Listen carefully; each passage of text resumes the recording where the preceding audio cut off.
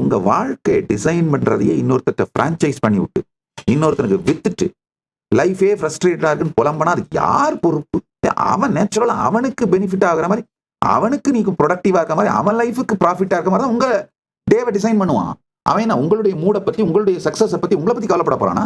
அப்ப நேச்சுரலா என்ன ஆகுனா, உங்களுக்கு நீங்க எக்ஸ்ப்ளாய்ட் பண்ணப்படுறீங்கன்ற ஃபீலிங் வந்து, ரெசிஸ்டன்ஸ் வந்து லைஃப்ல இருந்து ஷ்ரிங்க் ஆகி இந்த 9 to 5 ஜாபுக்கு போறவனுங்களை மாதிரி லைஃப்ல ஒரு டல்லான பீப்புளை நான் பார்த்ததே இல்லைங்க. நீ எப்பேற்பட்ட மாசம் 50 லட்சம் ரூபாய் சம்பளம் வாங்குற கார்பரேட் வேலைக்கு, ஐடி வேலைக்கு போயிட்டு இருக்கிறாளா கூட தெரிஞ்சுக்கோங்க. இன்னொருத்தருக்கு ஒர்க் பண்றனாலே நீ உன்னுடைய ஃபுல் பொட்டன்ஷியலை மேனிஃபெஸ்ட் பண்ண மாட்ட. மேனேஜர்கிட்ட இந்த ரிப்போர்ட்டு, ரெவ்யூ அதையெல்லாம் எப்படி ஏமாத்துறதுன்னு கத்துப்ப.